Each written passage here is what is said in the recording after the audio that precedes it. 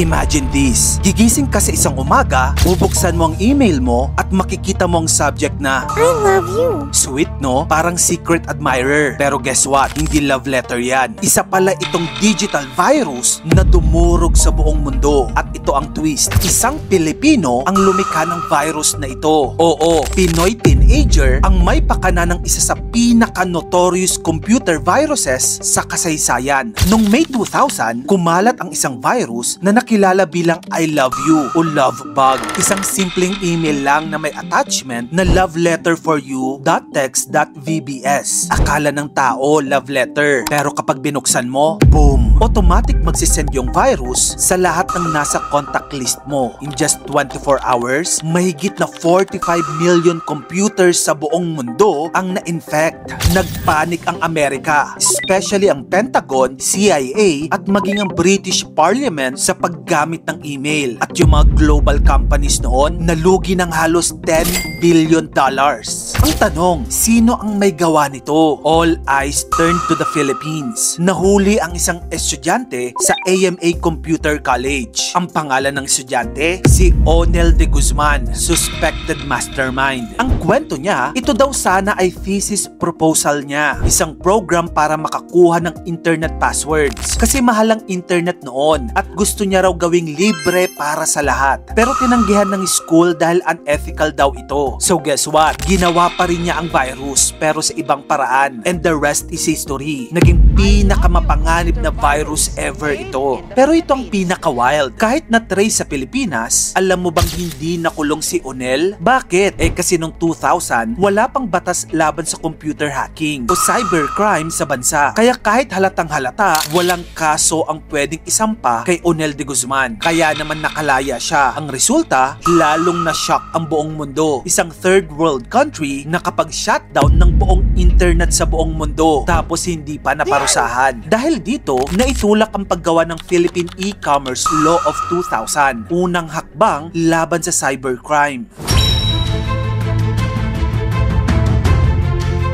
Fast forward to 25 years later, ano na kaya ang nangyari kay Onel de Guzman? Ayon sa isang exclusive interview ng BBC noong 2020, may nakakita sa kanya pero hindi sa isang high-tech office. Wala siya sa Silicon Valley, kundi nasa maliit na cellphone repair shop sa Maynila. Grabe no, dati siyang tinitignan bilang most wanted hacker in the world. Pero ngayon, simpleng technician na lang siya na nag-aayos ng basag na screen o sirang keypad. From shaking the Pentagon to fixing cheap phones. Grabe yung contrast. Sabi niya, hindi raw niya intensyon ang magdulot ng global damage. Gusto lang niya noon, libreng internet, kahit mahal ang dial-up. Pero kahit simpleng pangarap lang, naging nightmare ito para sa buong mundo. Kaya nga makamagkano, the I love you virus, nagpanggap na love letter, pero heartbreak ang dala sa buong mundo. Magkano ang damage? $10 billion. Pero kahit gaano pa man kalaki yan, kung titignan mong intensyon ni Onel, mabuti at maganda ang gusto niyang maipalaganap. Libreng internet para sa lahat. Kung gusto mo pa na mga ganito pang klaseng kwento, dito lang yun sa channel ko, kaya follow ka na. Mag-subscribe ka na rin sa aking bagong YouTube channel. Yun lang, maraming salamat sa panonood mga kamagkano.